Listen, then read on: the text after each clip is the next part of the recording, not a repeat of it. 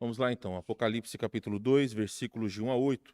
Ao anjo da igreja em Éfeso escreve: Estas coisas diz aquele que conserva na mão direita as 7 estrelas e que anda no meio dos 7 candeeiros de ouro.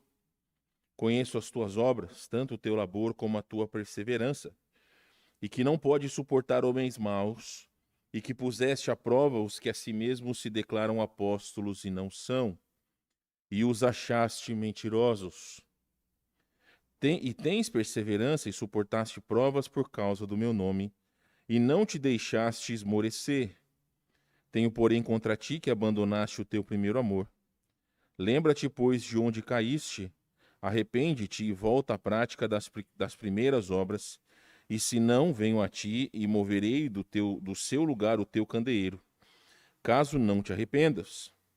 Tens, contudo, a teu favor que odeia as obras dos nicolaítas, as quais eu também odeio.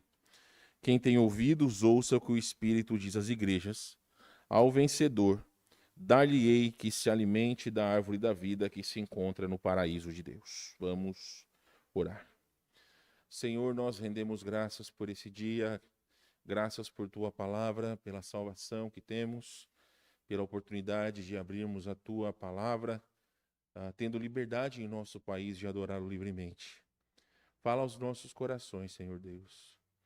Direciona-nos a compreendermos aonde temos falhado, a que possamos nos exercitar cada vez mais na piedade, sermos homens e mulheres de Deus, pessoas cujo testemunho possa ser refletido a Deus, para a glória do Senhor, para aqueles que estão à nossa volta. Damos graças ao Senhor em nome de Jesus. Amém. Meus irmãos, nós começamos a falar então 2 semanas atrás que uma das armadilhas de Satanás vem a ser o abafamento do primeiro amor na vida do cristão. São 16 anos que eu tenho de ministério, sem contar o tempo que eu estive lá em Barueri. Eu me formei em 2005 no seminário, mas desde praticamente 2005 estava trabalhando com o meu pastor.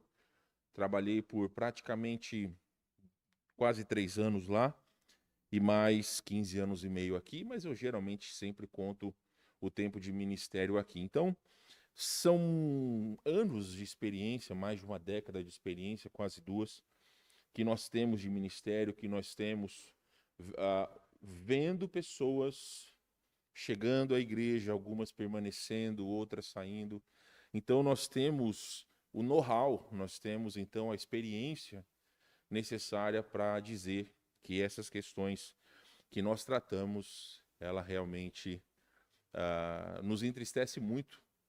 Como servo de Deus, como pastor da igreja, o que mais entristece ou nos entristece é a falta de comprometimento de muitos irmãos no que diz respeito ao ministério, ou pelo menos a prática das boas obras. Eu disse no domingo que a identificação do cristão são as boas obras. E o que nós vemos é que na vida de um novo convertido, o falar de Cristo, o viver para Cristo é uma coisa prazerosa, é algo que traz vigor, é algo que parece que move, é o combustível para que o cristão ele possa viver. Então ele sente prazer nessas coisas, ele sente prazer em servir a Deus. Então esse ímpeto de um novo cristão é algo que deveria motivar os nossos corações diariamente. O nosso maior problema é que algumas coisas nas nossas vidas acabam tornando-se corriqueiras. E quando nós permitimos que a palavra de Deus e que a vida cristã se torne corriqueira, aí é que está o maior perigo. Porque nós já deixamos, ou pelo menos começamos a deixar, que a obra de Deus e que a palavra de Deus e que a vida cristã, ela influencie positivamente as nossas vidas e as nossas atitudes e aqueles que estão à nossa volta, e o reflexo é aquele que nós vemos cada quarta-feira, ou pelo menos nos cultos que se seguem, aonde nós vemos que, infelizmente, muitas vezes pessoas não dão o devido valor a estar na igreja.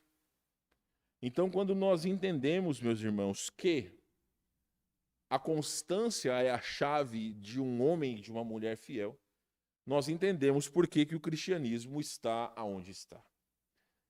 Nós aqui em nossa igreja, como eu já disse para vocês, já vimos uma centena de pessoas nesses anos que entraram e saíram, algumas que chegaram a ser batizadas, algumas que tornaram-se membros da igreja, algumas que vieram 1 ou 2 cultos e simplesmente não voltaram mais. Então nós temos experiência para saber que, lamentavelmente, nem todos levam a vida cristã a sério. Às vezes a vida cristã para alguns é simplesmente um contrato de que, enquanto eu estiver precisando de Deus, eu vou servi-lo fielmente. A partir do momento que as coisas melhoram para o meu lado, eu deixo o contrato de lado e eu volto para a minha vida, vamos dizer assim, medíocre do dia a dia. É assim que alguns vão levando a vida cristã. E, infelizmente, meus irmãos, essa é uma característica daqueles que perderam o seu primeiro amor, daqueles que perderam o seu interesse em servir a Cristo. Nós começamos a falar 2 semanas atrás sobre a cidade de Éfeso, que era uma das maiores cidades da antiguidade. Ela era conhecida como um centro pagão, tinha as características de uma cidade pagã, mas também era o local onde uma das igrejas mais fiéis da antiguidade estava estabelecida. Das 7 igrejas, nós vemos que o problema de Éfeso era a falta do seu primeiro amor. Interessante que nós vemos aqui que o Senhor Jesus, ele fala no versículo 2, as tuas obras, conheço as suas obras, o teu labor, a tua perseverança, e que não pode suportar homens maus, e que puseste à prova os que a si mesmos se declaram apóstolos e não são. E os achaste mentirosos, e tens perseverança e suportaste provas por causa do meu nome, e não te deixaste esmorecer. Então, muitas coisas nós vemos que eram positivas no seio daquela igreja. Só que o interessante é que a falta do primeiro amor era algo que o Senhor conhecia no coração dos crentes. Talvez eles eram pessoas que tinham boa comunhão, talvez eles frequentavam os cultos, talvez eles saíam para evangelizar juntos, talvez eles faziam aquilo que a própria igreja primitiva fazia em Atos 2, tinham tudo em comum, mas no coração deles havia o maior defeito na sua vida espiritual, que era a falta do primeiro amor. E essa característica, muitas vezes, ela não é notada por olhos humanos. Eu já disse que algumas vezes existem crentes individuais, ou até mesmo casais ou famílias, que ao chegar na igreja, abrem o porta-luvas do carro e colocam as máscaras de felicidade e alegria. Ao chegar na igreja, são só sorrisos, tapinha nas costas, meu irmão para cá, meu irmão para lá, meu amor, meu benzinho, meu chuchu. E quando vão para casa, ou pelo menos quando entram no carro de volta para ir para casa, colocam a máscara da realidade, aonde as críticas, aonde os xingamentos, aonde a falta de amor e paciência, elas tornam-se algo comum na vida de alguns crentes. E eu digo isso na questão de famílias, eu digo isso na questão geral. Então nós vemos que ser um crente à vista dos outros pode ser proveitoso para os outros, mas não para aquele que é o objeto direto da nossa adoração. Porque quem está dizendo que enxerga o coração ou enxerga a falta do primeiro amor é o dono da igreja. É aquele a quem nós servimos. Então a motivação do cristão não deve estar em coisas que os olhos veem, mas aquilo que o Senhor vê. E aí, meus irmãos, o que nós falamos é que desde o início houve a necessidade de examinar doutrinas e aceitar somente o que Deus havia revelado. Ou seja, vemos que as referências aos Efésios demonstravam que era uma igreja forte. Era uma igreja onde passaram grandes homens de Deus. alguns dos quais são listados na Bíblia como colunas, como o próprio apóstolo João, como Timóteo. A tradição diz que o apóstolo João passou por um tempo nessa igreja e que Timóteo também havia sido pastor dessa igreja por algum tempo. O problema que nós falamos é como Jesus fala no verso 4, tenho, porém, contra ti que abandonaste o teu primeiro amor. Então, o problema não era um problema de doutrina errada. Eles não eram pagãos, eles não estavam misturando doutrina boa com doutrina má, eles não estavam fazendo algo que desagradava a Deus na questão prática da vida cristã. Mas o problema estava em seu coração. O primeiro amor fala do prazer e da alegria de simplesmente estar com a pessoa amada. Eles não tinham deixado de amar o Senhor, mas o seu amor não tinha mais o mesmo fervor, profundidade e significado do início. Eu vou dizer uma coisa para vocês bem verídica. Eu repito isso à exaustão à minha esposa, que o nosso casamento, com o passar dos anos, ele fica melhor do que era no início. Porque quanto mais nós temos maturidade, nós mesmo em meio aos problemas, nós não somos perfeitos, nós temos problemas, nós temos discussões, nós temos situações que precisamos parar e resolver. Mas no que diz respeito ao convívio, é maravilhoso nós estarmos juntos, a ponto de eu deixar claro para vocês que para nós é claro que é gostoso sairmos de férias, mas quando nós estamos longe, a gente não vê a hora de voltar para casa. Porque nós estabelecemos a nossa rotina com a nossa família e aquilo para nós é gostoso, estarmos juntos. Então, para nós é uma bênção estarmos juntos e o tempo age como um bom vinho, que quanto mais tempo fica curando, melhor ele fica. Por mais que eu não gosto de vinho, eu sei ler e realmente é isso que acontece. Meus irmãos, Jesus, ele sabe a profundidade do nosso amor. Ele sabe a extensão do nosso amor.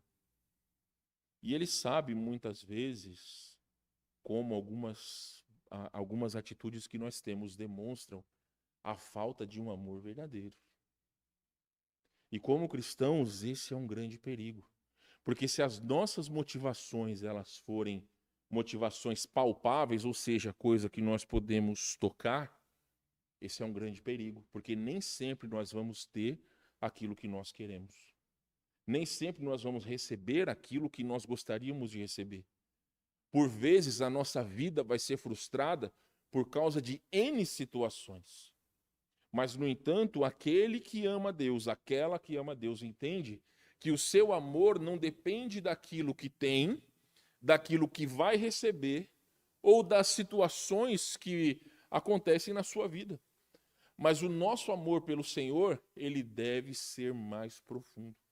Ele deve aumentar cada vez mais com o passar do tempo, porque quanto mais nós conhecemos a Deus, mais nós o amamos. Eu li para vocês o que o Warren Wiersbe disse, que o primeiro amor é a devoção a Cristo que caracteriza com frequência o recém-convertido. Alguém fervoroso, uma pessoa desinibida, empolgada e demonstra abertamente o seu amor. É como se fosse o amor da lua de mel de um casal. Então, meus irmãos, às vezes realmente nós precisamos retornar à prática do primeiro amor em relação ao Senhor. Aquele amor que está pronto a mover barreiras. Eu digo para vocês que uma das maiores tragédias que nós temos no cristianismo é quando pessoas se esforçam mais pelas suas coisas particulares do que pelas coisas de Deus. E isso nós vemos no dia a dia, onde as responsabilidades com o trabalho e principalmente as responsabilidades financeiras, elas sobrepujam o nosso tempo com Deus. Nós deixamos que muitas vezes o cansaço, nós deixamos que muitas vezes o nosso desejo de assistir um filme, de assistir um futebol, de conversar, de jogar, tire de nós o prazer de estarmos juntos com o Senhor, na santa palavra. Tira-nos o privilégio de orar ao Senhor. Infelizmente, nem todos têm um tempo de qualidade com Deus. Meus irmãos, o que é importante é que entendermos que o primeiro amor diz respeito ao ânimo ou fervor dos crentes. Abre sua Bíblia em 1 Coríntios capítulo 13. Alguém leia para nós versículos de 1 a 3, por favor. 1 Coríntios capítulo 13, versículos de 1 a 3.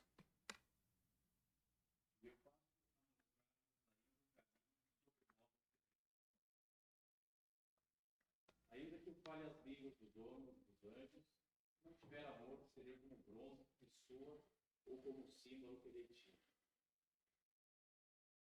Ainda que eu tenha o dom de profetizar, conheça todos os mistérios, toda a ciência, ainda que eu tenha tamanha fé, a ponto de transportar montes, se não tiver amor, nada serei. E ainda que eu distribua todos os meus bens entre os pobres, e ainda que entregue o meu próprio corpo para ser queimado, se não tiver amor, nada disso me aproveitará. O que o capítulo 13 de 1 Coríntios ele vai discorrer nos versículos a seguir é que todas as coisas sem amor, elas são inúteis. Todas as coisas sem amor, elas são inúteis. Nós sabemos discernir quando as pessoas nos amam. Nós sabemos discernir quando nós somos importantes para alguém.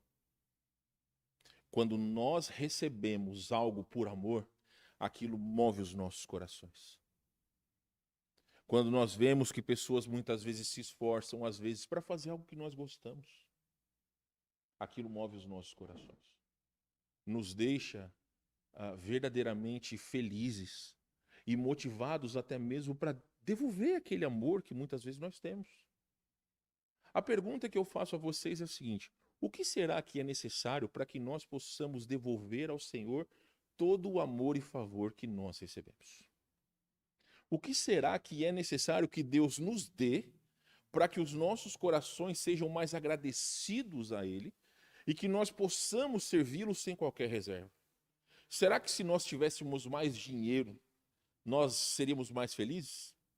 Será que se nós tivéssemos mais bens materiais, se nós tivéssemos casas, carros, será que se nós tivéssemos mais saúde, será que nós seríamos mais gratos? A resposta é que não. Porque se nós não temos, é porque o Senhor julga que não nos é importante. Algumas vezes nós precisamos encarar a realidade.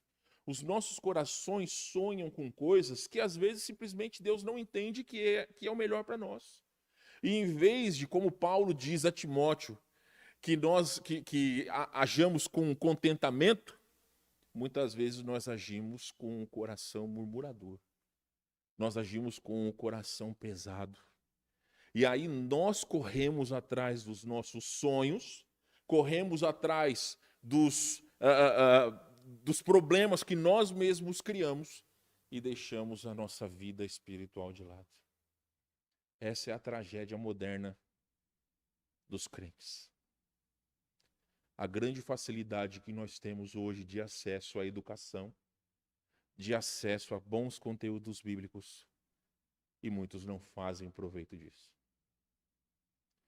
Minha esposa estava comentando comigo hoje, já pararam para pensar que até uns 10 anos atrás, quando você queria assistir uma série, você tinha que ficar, às vezes, esperando cada semana por um episódio. Hoje, nos streamings, você tem toda a série, todos os episódios, você pode assistir quantas vezes você quiser. A tecnologia, ela nos favorece até mesmo nisso. Você pode maratonar uma série. Meus irmãos, hoje nós temos Bíblia no tablet, no celular, nós temos Bíblia falada, nós temos Bíblia encenada, né? No YouTube você vê várias histórias bíblicas, nós temos Bíblias em várias línguas, nós temos Bíblias com um português mais arcaico, nós temos Bíblia com português contemporâneo, nós temos Bíblia para tudo quanto é gosto. E ainda assim, muitas vezes, nós não fazemos proveito disso. Então, o maior problema, meus irmãos, não está nos outros, o problema está em nós mesmos. Antes de nós criticarmos a falta de amor do próximo, nós precisamos criticar a nossa própria falta de amor. Aonde muitas vezes nós nos esforçamos pelos afazeres diários, seja do trabalho, seja de casa, seja dos filhos, seja de qualquer coisa, e deixamos a nossa vida com Deus sempre para último lugar, ou só quando sobra tempo. Se nós entendêssemos que no mundo existem pessoas que não podem sair das suas casas, encontrar-se com os seus irmãos em Cristo, porque as suas vidas estão em risco, nós entenderíamos o valor das igrejas estarem abertas. Cada vez mais igrejas têm aderido ao culto único no domingo, porque os membros não querem frequentar dois cultos. Cada vez mais isso tem sido uma constante. Eu sou do pensamento seguinte: quanto menos Bíblia você dá para o povo, mais as pessoas vão gostar. Porque quando você prega a palavra de Deus, você confronta o seu pecado e o pecado de todo o povo. Então, quanto mais ignorante for o povo na questão da palavra de Deus, mais o diabo está lá, ó, batendo palma. Mais fraco o evangelho se torna, menos nós conseguimos influenciar o local onde nós estamos inseridos. Sabe, meus irmãos, eu já repeti a vocês que nós não devemos agir como juízes de ninguém. Não somos nós que questionamos as motivações alheias. Nós precisamos questionar a nossa motivação. Inclusive eu, como pastor, devo questionar a minha motivação. Porque se nós não chegamos diante de Deus com a motivação correta, não vale nada sairmos da nossa casa, sentarmos nesses bancos, cantarmos os hinos, ouvirmos as bênçãos, ou lermos a palavra, escutarmos a pregação, porque não vai nos ser úteis. Não vai. Eu fiquei sabendo, me contaram aí por alto, que alguns homens que estavam lá na churrasqueira no domingo decidiram que de hoje em diante o churrasco vai ser só de carne bovina. Só que estão redondamente enganados. Caíram do cavalo, porque não vai ser. O maior problema não é a falta de vontade, é a questão financeira. Pagar vintão para comer churrasco é uma beleza, né? Mas não cobre os custos. Nós fizemos isso por amor a todos os irmãos, mas nem sempre nós podemos fazer. Sabemos que dentro da nossa igreja existem pessoas que não dispõem de muitos recursos. Então nós precisamos lembrar de todos. Nós precisamos zelar por todos.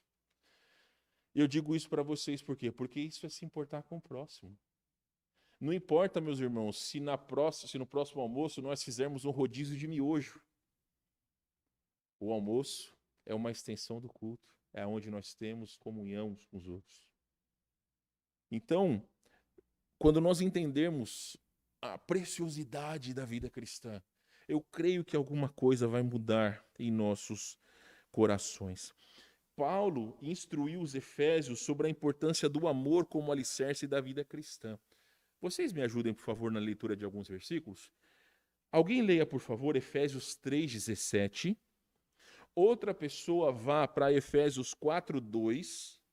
Outra pessoa vai para Efésios 4:16.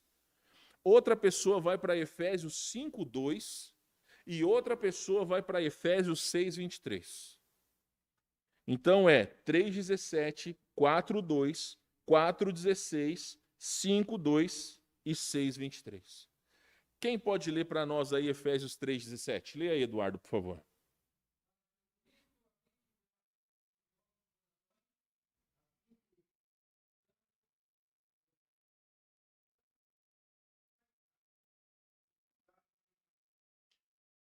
Notem, enraizados e fundados em amor.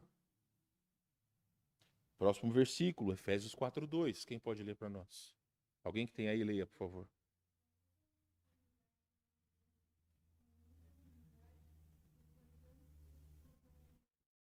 suportando-vos uns aos outros em amor. Nós fazemos questão de explicar esse versículo, que por vezes não é entendido. A palavra suportar não é você simplesmente, não é uma questão negativa, mas no original, suportar é como se você pegasse o elástico e esticasse ele ao máximo. Então é fazer o seu melhor, suportar em amor. Efésios 4,16.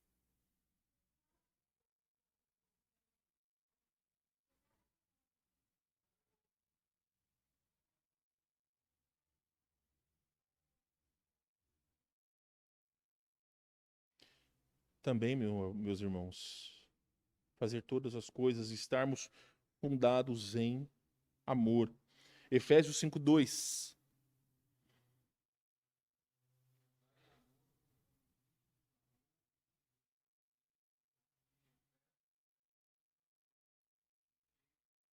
Andai em amor. Efésios 6:23.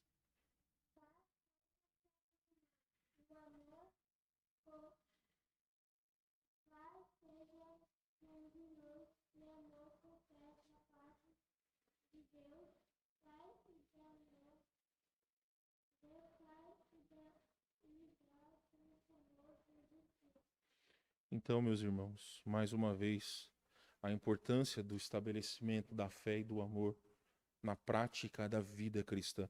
Nós lemos aqui 5 versículos. Você pode abrir agora no 4:15, volta no 4:15, esse eu lerei. Mas note o seguinte: mas seguindo a verdade em amor, cresçamos em tudo naquele que é a cabeça, Cristo. O que eu quero dizer para vocês? Não foi por falta de ensinamento que aqueles irmãos deixaram o primeiro amor. Eles foram muito bem ensinados, eles foram direcionados, eles foram instruídos, eles foram até mesmo, ou foi demonstrado da maneira que eles deveriam fazer.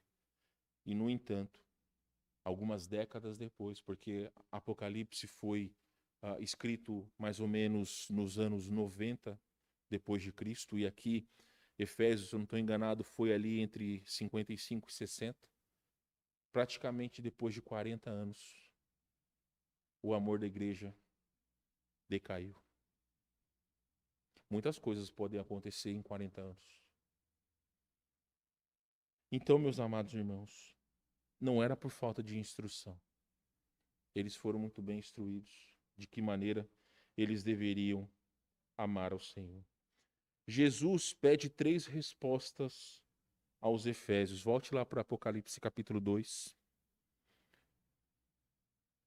3 respostas são pedidas. Veja aqui no verso 5. Lembra-te, pois, de onde caíste, arrepende-te e volta às práticas das primeiras obras. Então, primeiramente, Jesus fala: lembra-te, pois, de onde caístes. Uma das frases que eu anotei aqui: não foram as alfarrobas dos porcos que levaram o filho pródigo ao arrependimento, mas foi a lembrança da casa do pai. Ele se arrependeu não porque estava com os porcos, mas porque ele lembrou do amor que ele tinha, tudo aquilo que ele tinha de bom na casa do pai e tudo aquilo que ele tinha trocado. Então, para que os efésios se arrependessem, eles teriam que lembrar da comunhão com Deus que abandonaram. A primeira coisa que nós devemos fazer é verificar em nosso cotidiano aonde é que nós estamos errando. Nós precisamos analisar o nosso dia para ver aonde que nós erramos. Não precisa ir mês passado. Pode olhar hoje, pode olhar essa semana. Quais foram as coisas que nos afastaram de Deus? O que nós fizemos, o que nós deixamos de fazer que enfraqueceu a nossa vida espiritual? Também, meus irmãos, para permanecermos fiéis, a presença de Deus precisa ser a coisa mais preciosa nas nossas vidas. Uma vez que caímos, é necessário desenvolver novamente o amor para com Deus. Então, se é mais precioso, nós precisamos nos devotar ainda mais. Também ele fala o seguinte: a palavra lembrar, era preciso lembrar do envolvimento nos dias de fervor. Algumas vezes nós pensamos, antigamente as coisas eram bem melhores. Diferente quem ou o quê? Será que o problema é a igreja ou será que o problema somos nós? Por que às vezes talvez nós lembramos do passado com amor? Será que nós lembramos com nostalgia das coisas de Deus, o que nós fazíamos? O que será que mudou? Também, de onde caíste? Uma das ideias no grego é a de condição, ou seja, lembrar-se da condição antiga. Qual era a nossa condição? Como nós nos comportávamos? Essa é uma questão importante. Se no passado haviam coisas que nos motivavam a ser diferentes, nós precisamos retorná-la. Aquilo, essa motivação nos dias presentes. Jesus fala que é necessário o arrependimento. Então, o arrependimento é uma mudança de atitude e volta à prática das primeiras coisas. Mateus 3,8, abram suas Bíblias lá. Alguém leia para nós Mateus 3,8.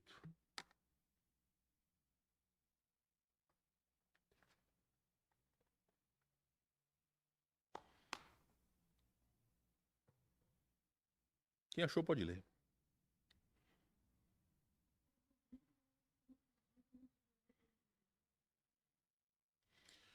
Produzi, pois, frutos de arrependimento. Pelas obras, a pessoa arrependida mostrará a sinceridade da sua decisão. Quando Jesus disse aos Efésios que eles precisavam voltar à prática das primeiras obras, não era só da boca para fora que eles precisavam fazer, era através das suas atitudes. A nossa vida cristã, o termômetro da nossa vida cristã, ele vai ser demonstrado quando nós estamos longe da igreja. É aí que nós vemos se nós estamos bem ou mal espiritualmente, dentro da nossa casa, no seio das nossas famílias. E aquilo que nós somos vai refletir à medida que outros estão à nossa volta. Então, meus irmãos, 3 atitudes. Lembra-te depois de onde caíste, arrepende-te e volta à prática das primeiras obras. Eu quero deixar uma coisa bem clara a todos vocês antes de nós encerrarmos hoje. Nem todos vocês vão achar importante essas coisas que foram faladas, porque não é a primeira vez que eu prego sobre isso na igreja. Esse mesmo texto eu preguei 3 anos atrás. Mas dentro do nosso estudo sobre os ardis de Satanás, eu entendi que cabia bem essa mesma questão. Porque eu vejo como Satanás ele tem sequestrado o coração de muitos irmãos, tirando o desejo, o ímpeto de servir ao Senhor. Eu entendo que a palavra de Deus no coração do sábio vai produzir sabedoria. A todos aqueles que entendem o valor da comunhão com Deus, não importa aquilo que acontece, não importa até mesmo se nós estamos satisfeitos, nós precisamos ir além, nós precisamos fazer mais. Talvez a maneira de nós podermos motivar os próprios irmãos em Cristo da nossa igreja vai partir da nossa própria fidelidade. Não é o caso de nós ficarmos questionando os outros, mas é o caso de nós dobrarmos os nossos joelhos e orarmos. Nós estamos prestes a perder algumas pessoas da nossa igreja por conta de viagem. Alguns viajarão final de ano, alguns viajarão por alguns meses. E algumas vagas na igreja, elas ficarão abertas. E a pergunta é a seguinte: quem vai preencher? Quem são as pessoas que vão fazer? Nós temos clamado por ajuda para as crianças que têm chegado nos sábados. E honestamente, meus irmãos, chegou ninguém diferente daqueles que têm ajudado no sábado que passou. Sábado agora vai ter de novo. E não adianta só querer que a igreja tenha crianças. É importante que nós façamos. É importante que nós nos esforcemos, porque as irmãs, elas têm entrado nas vilas, trazido as crianças à igreja. Essas mesmas irmãs, elas têm feito a comida, elas estão servindo a comida, estão cuidando das crianças, estão fazendo tudo. Essas mesmas pessoas. E como é que vai ser? É claro que o período de férias, geralmente na igreja, algumas programações no mês de janeiro, elas não ocorrem, mas os cultos regulares ocorrerão. As crianças ainda precisarão de pessoas que possam cuidar. Como é que vai ser? O que a gente vai fazer? Se nós ficarmos pensando que os outros devem fazer, nunca ninguém vai fazer nada. Minha esposa não está hoje, porque ela está com dor de dente. Se a Fernanda não estivesse aqui para descer com as crianças, o que nós vamos fazer? Necessidade tem, meus irmãos. Precisam de olhos atentos para poder enxergar. O que precisa mudar é a nossa atitude, não é a do outro. É a minha, é a sua, é a nossa. E aí nós começaremos a fazer a diferença. A melhor maneira de nós ajudarmos os nossos irmãos em Cristo é orando por eles. Mas antes de orar por eles, nós precisamos também orar por nós. Que o Senhor possa ter misericórdia de nós. Que nós possamos voltar às práticas do início, do primeiro amor. Que a nossa vida seja proveitosa, que nós possamos encontrar prazer em servir a Cristo. E assim, meus irmãos, esta igreja vai ser diferente. A começar por cada um de nós. Vamos orar. Mais uma vez, Senhor, eu peço que o Senhor fale aos nossos corações. A começar por este servo, que nós encontremos cada dia a motivação necessária para servi-lo. Não precisamos, ó Deus, de coisas materiais, não precisamos de motivações externas. Mas tudo aquilo que nós precisamos está diante de nós, está em nossas mãos, a Santa Palavra. A comunhão através da oração. Essas são as ferramentas necessárias a fim de que nós possamos servir ao Senhor. Então precisamos, ó Deus, precisamos verdadeiramente